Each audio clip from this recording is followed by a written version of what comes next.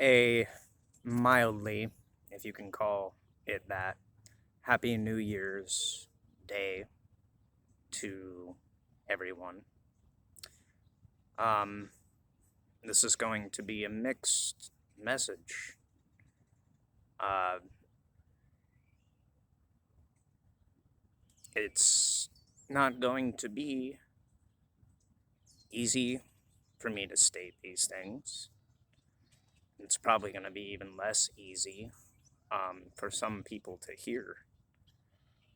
If, in the case in point, this reaches a broader audience, because I do not get monetized or paid for putting these videos out, nor am I really looking for that at this point. YouTube essentially black holes channels like these and treats them as irrelevant, drowns out the voices of actual people, you know. It's, at the end of the day, an entertainment platform, I guess, for the Coliseum of Bread and Circus. Wouldn't want that getting in the way of profits and profiteering at a time like this. So, what have we learned this year on the Truman Show of planet Earth? What has humanity learned? What has humanity seen? What are some people still ignoring and continuing to perpetuate and allow happen? Well, the planet's under a global spanning system ran by a kind of occult bureaucratic institution that operates pretty much in the same conditions and circumstances as a global spanning mob and mafioso. You can compare it to something similar to Hunger Games. Currently, ruling regimes have drained fundamentally the majority of wealth away from their existing populaces and decided that the next incarnations of what is to come of this world are going to be used in an attempt to create a kind of breakaway civilization that spans the globe in a mass interconnected empire, and all the contingency and contesting for that between the current existing nations. It's essentially a resource war that everything is coming down to. A global vying and competing to try and control the dynamics of what essentially constitute the best routes and avenues for more arms races and essentially technological advancements. We learn in this world that we've essentially been hypnotically isolated and once again segregated by what essentially is predictive programming and propaganda and a form of brainwashing and mind control through media and the multilateral infestation of all information being segued and pushed into a lot of conflicting, contrasting viewpoints that intentionally wind a lot of different narratives and ideals and pit them against one another strategically, divide and conquer. We've learned that our leaders are essentially, the facilitators of crime and criminal intentions and criminal endeavors and syndicates. That they're entirely compromised and essentially they're under the thumb of a lot of ruling, warmongering individuals that want to use humanity in what's equivalent to, a kind of game theory, cattle ranching, utilization of the world as nothing more than, a plantation. They want the world to be one giant conscripted multi-tool armada, and in functionality doubles as, a factory of sorts. Conscription is beginning to roll out yet again in a lot of European nations in a last-ditch effort and attempt to subjugate their populaces of any ability to fight the uprising tyranny in their own countries through their own governments that essentially have taken all their money and power from their people and want to go send them to the availability of the meat grinder that is the conflict between Russia and Ukraine, intentionally decreasing the surplus population that can stand up to do anything about this, while injecting their countries and populaces with foreigners that, double as a kind of secondary arm of the state to inevitably, if they're not realizing it, will be eventually stabbed in the back and probably pushed and conscripted no differently. They definitely won't have the resources and amenities that are being allotted to them as of this time currently to draw them into the hands of these overseeing warlords that exist in their current political spectrum and sphere of influences. In fact, most likely what will happen is the trap will be sprung that pushes them back into the equivalency of what is modern-day slavery. And if they haven't realized this, or if they've intentionally realized this, I mean, there is a lot of people from these countries that are just refugees, and at the same time there are a lot of military-aged men coming into these countries who are probably very well aware of the fact that a ruling authority of a country that's willing to stab its own people in the back and essentially cold them inevitably will try the same attempt on the very people that it's utilizing for the purpose of, pushing people in to their country to utilize them as a tool for gaining more power and control. I don't think it's going to quite pan out and work out the way that they want or have in mind, because the reality is a lot of these people coming from populaces and trying to escape the oppression of their own countries unfortunately bring with them that same force that hides amongst the ranks of people whose lives have been jeopardized by that. They essentially are traveling in mass and bringing the same polarity of things that have devastated their populaces and their countries into other countries. Unfortunately, it's sad to see people wanting to escape oppression and subjugation and the threat of tyranny, essentially being used as a Trojan horse to bring in the very tyranny they're trying to escape, so that can just be imposed on wider, vaster swaths of land in countries with more resources. It's essentially all about resources and the control of populaces and weaponizing people. And this is happening globally right now. I'm assured and quite certain at this point in juncture in time, as far as America goes, it holds on to its traditions and its values, and the Constitution makes it kind of a heavily armed force against tyranny and governments. But as we see what is taking place right now, the attempts to kind of circumnavigate the plan to push this into full gear, they are working and failing simultaneously.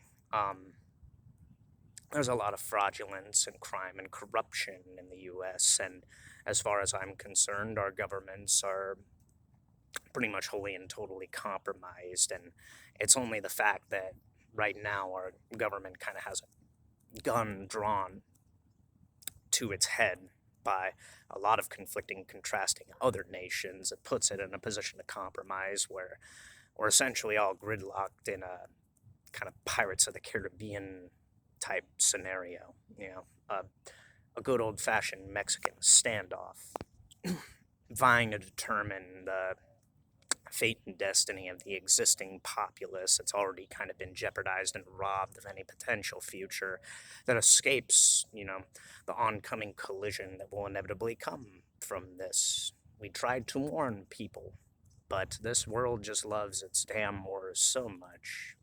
It loves its bloodshed and its tyranny and its history of being proud of the fact of, mass slaughtering is the only way to, effectively get what we want, apparently. So much for diplomacy. In fact, that was hijacked and used as a vehicle of influences for, manipulators to gain control and power. We've seen essentially that we have a two-tier law system that effectively does nothing. The system is so bloated that it takes 10 to 15-year processes for anything to be done, by which point in time it's likely to be considered that nothing will be done in the oncoming time span of the next 4 to 5 years to really hold anybody accountable at this point, mostly due to what essentially is espionage taking place.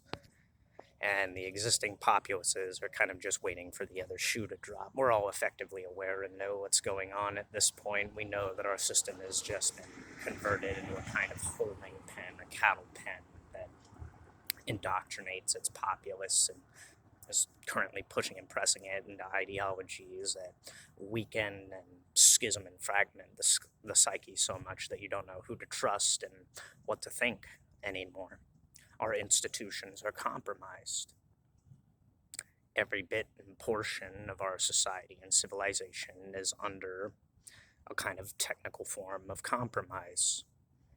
They exist in our businesses, they exist in our governments, they exist in our churches, and we wonder why the younger generation is so rebellious and doesn't really want to have jack shit and fuck all to do with anything, why they're letting things essentially burn. Well, I think the reality is we're well aware of, the calendar date ticking down and the fact that there's a war that usually happens every 15 to 20 years, the way things are managed on this planet. And they know they're essentially, being led towards the inevitability of conscription. If we're being honest, we know that this planet and the things worth fighting for are no longer worth fighting for in a lot of ways. Everything has been corrupted. It's not that they're lazy, it's not that we're lazy. We value things that actually give a semblance of our humanity and a reason for existing, and we see that that's all been compromised and thrown away intentionally, purposefully, to push us back into a kind of draconian, slave ideology. Institutions that specifically have belief systems that talk about peace and the well-being and the good nature of your fellow human beings, simultaneously talking about war and conflict, these kind of apocalyptic visions of prophetic things to come. It's all reading from the same script, and ironic, for all the teachings that ensue and are about, trying to lift your fellow human beings up and show them a way out of that darkness. How is it that these institutions continuously fall into the same game and become weaponized? Well, maybe the truth is they're compromised and you're not trustworthy anymore, and the youngest generation sees that you've broken the promises and the tenets that you uphold and use as a tool of manipulation against them. They know very well what the game is. They know the whole sins of the father thing. They know essentially they're going to be sent as a sacrificial lamb to die so that other people who have committed acts that are heathenous and treasonous can live for the remaining 10, how many years of their life celebrating the victory that they had of getting off scot-free with the equivalency of anything and everything that would kind of damn you to hell if you believe in such a thing. I personally believe that hell exists within the corrupted minds and hearts of human beings that are so caught and bridled in avarice and hatred. It's something you bring to earth with you. It's a sign of a soul that has fallen to its struggles and forgotten the face of that force, whatever you might want to call it, the Father, the Source. And you forgot your original design. You forgot your origin point of purpose and what the world was about. And beyond a shadow of a doubt, easily stated, the world was about witnessing, experiencing, enjoying, loving, showing compassion to your fellow human beings, lifting one another up, teaching people how to survive and endure the struggles and the tests that life put you through. And it's not about being perfect, it's just about learning how to begin again and again and again, and always bear something into this world new, something collectively that's about helping humanity. Well, we can't have that when institutions assassinate the people trying to bring a better circumstance upon this planet simply because we need systems of control and dominion and power and oppression to keep this little game running. And speaking of games, can we just admit the obvious and state the obvious? The only reason that anything of this is really happening is because we're steadily, slowly being disclosed to the fact that that is all war is. War is a giant chess game.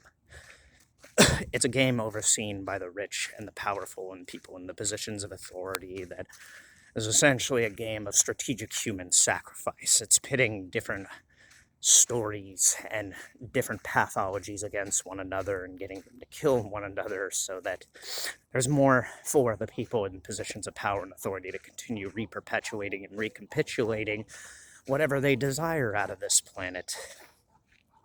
All the while, they sacrifice the people that can do anything to stand up and tolerate this. It's a game of corrupting heroes, essentially. And the ironic thing that we're figuring out is villains essentially were heroes that just lived too long and forgot their meaning and their purpose.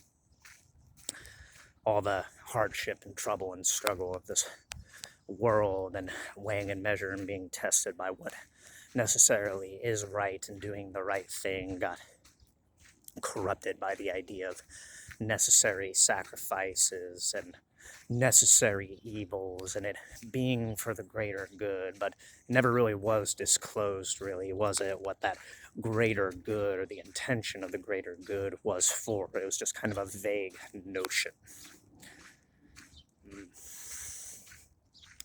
Now we have such a mass swath of global populace, people believe it's too big, really, to be controllable, to be contained, like an SCP, you know.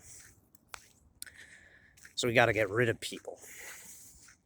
We can't have too many people able to really stand up and do anything about the little game and the little charade, the kind of occult stage play that this world is continuously pressed and pushed under. We kind of know what this world is at this point. We know our emperors really possess no clothes.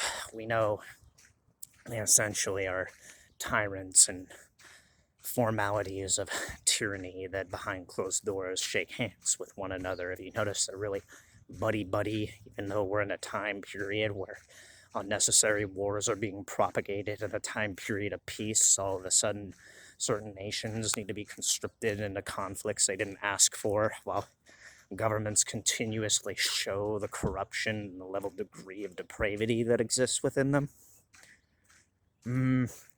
Maybe nobody's the good guy. Maybe the reality is there are no good men in this world anymore. Maybe we all have a level and degree of what you would call corruption or darkness existing and abiding within us, and it's only ever a choice to try and overcome that by turning it, transmuting it into something positive for the world to experience. But we can't have that. We can't have a world where people prove they can overcome their shadows or turn them into things that explain the unique architecture of the human being as a fundamental conduit for exploration and overcoming these draws to draconian laws and tenets and barbarism. No, we like war. Mankind loves its wars. Mankind loves killing and bloodshed and makes the grass grow green when it's fed.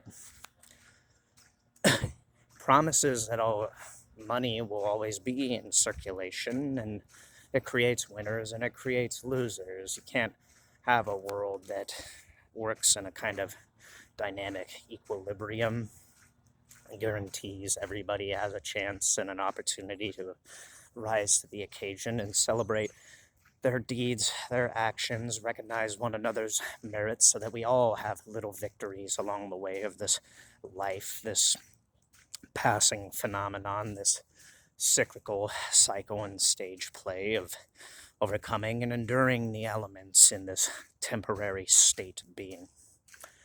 Well, we can't have that.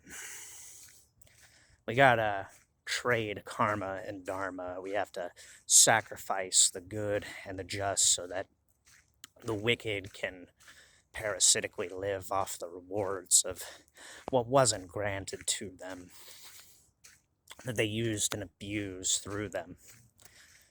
We have to steal the ideas of the good things that come into this world as gifts and opportunities to collectively raise everyone on a level playing field back into that light,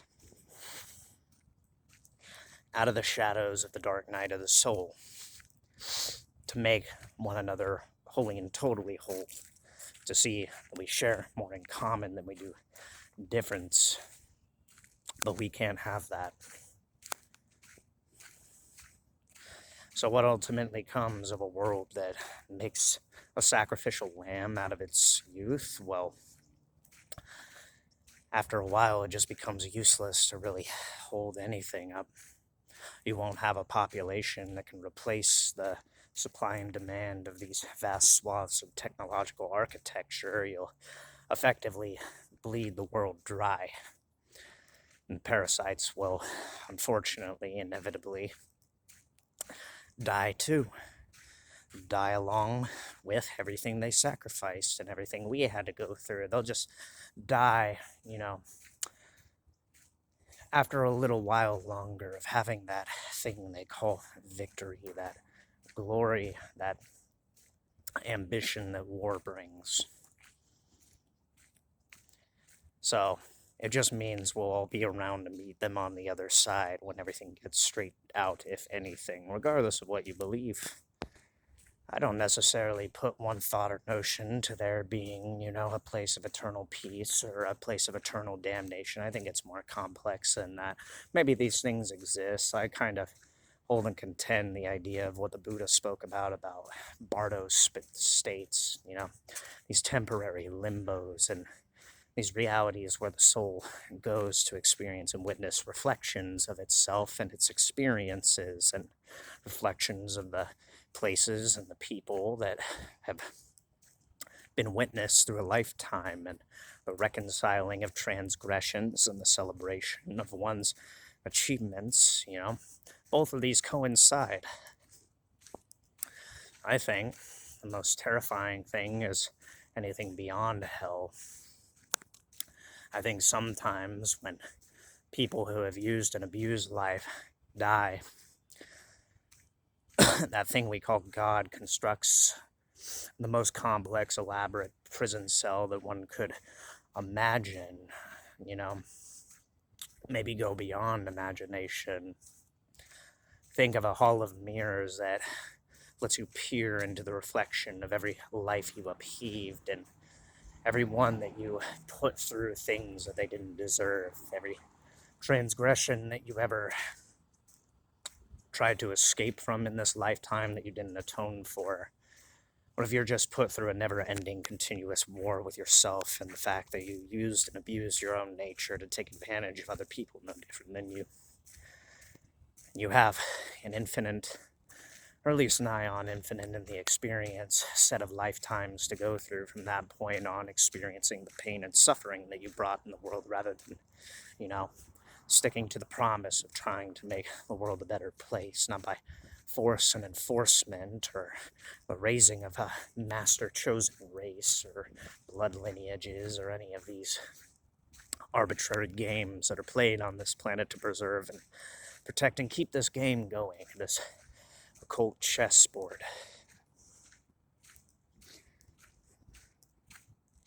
I think God puts you at war with yourself rather than just condemning you.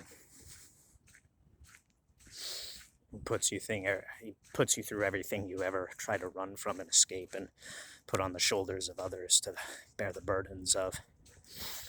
He essentially corrects what you robbed from the hearts of your fellow men. There's a saying in Zen, one that I've had to look upon and reflect upon throughout my lifetime, because I've realized, I'm not a perfect human being, nor do I strive to be, but I struggle with trying to be the best version of myself that I can for others. It's a foolish thing to trade the infinite for the finite and limited, and that is exactly what this world demonstrates. This world corrupts and changes the mind over time and gives you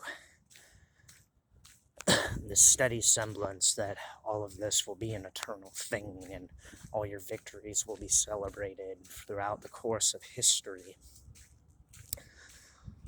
And people who realize this and kind of come to a conclusion, I want to do the best that I can to try to make myself the best person that I can and try to make the world for whoever I meet down the road a better place for them to exist with and alongside me.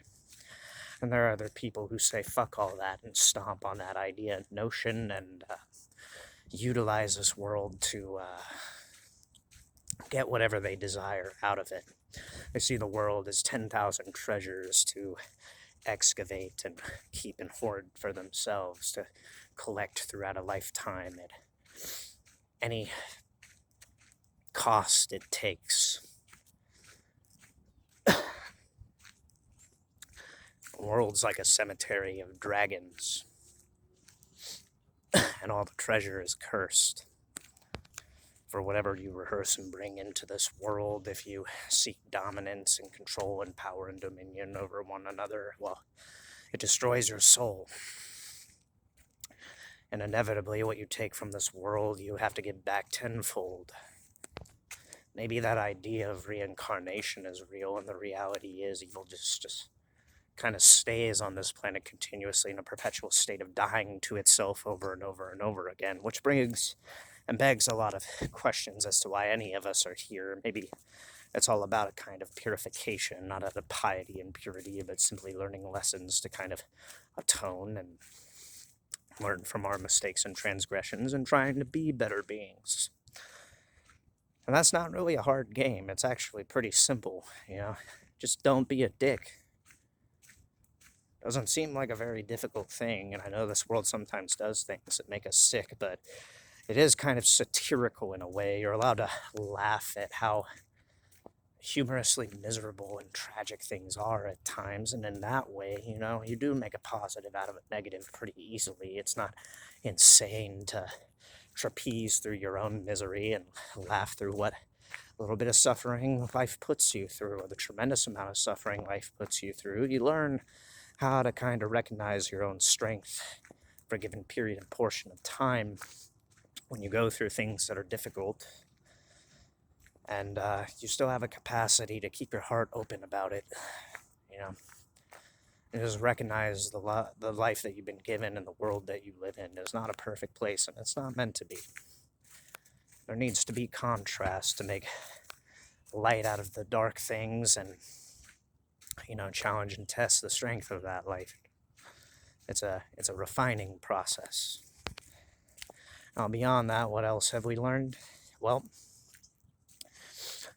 the entirety of humanity is essentially on a level playing field if it is the fact that the entire world has been converted into a construct of it being a chess and a board game. It's less about actually participating in the wars and seeing where the real war rises from. It comes from down on high, and we know we are all being influenced and in a sense, steered and navigated and controlled and arguing amongst one another's, while the very people in control of what they see or deem as the fate and destiny of humanity are essentially stabbing us in the back intentionally to play this little war game. Well, they can promise you everything that they live their lives through, and they can dress them up as decadent and opulent as they seem, have a little share of the treasure if you get on your knees and worship the ground that I give to you. I own it anyway. Well, that's what they think. In all honesty, nobody really owns this planet. They just control it for a brief lifetime. What an ambition and an endeavor and a hell in itself to exist in a world where you constantly have to push the boulder up the hill over and over and over again to get what you want. That's a never-ending struggle. You can realize and rationalize in that struggle that become content with the very action of doing something, that is hard, but that you inevitably see as something to be enjoyed, the process of doing it for other people around you. Maybe that's what makes it memorable and meaningful. A lot less lonely when you do things for others because you simply care. Demonstrates you have a capacity for compassion.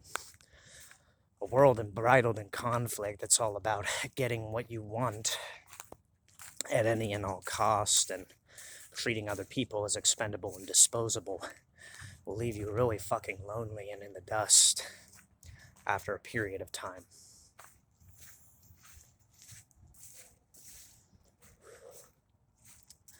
Not only do you leave your fellow human beings, but your humanity behind.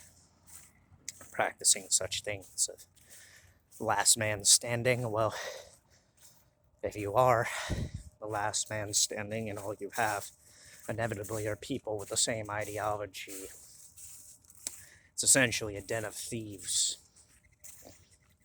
A world of thieves. Thieves of virtue, thieves of innocence. Quite a spectacular feat in itself, I suppose, but doesn't end really well when it's all about the world, that you exist and abide on, being kind of about balance of nature. And nature is a funny thing. It's a quirky thing. It's not necessarily about the trees and the bees and the ocean tides and the seasons that fall and rise on this planet necessarily, It's everything in motion, the whole of reality holding you up.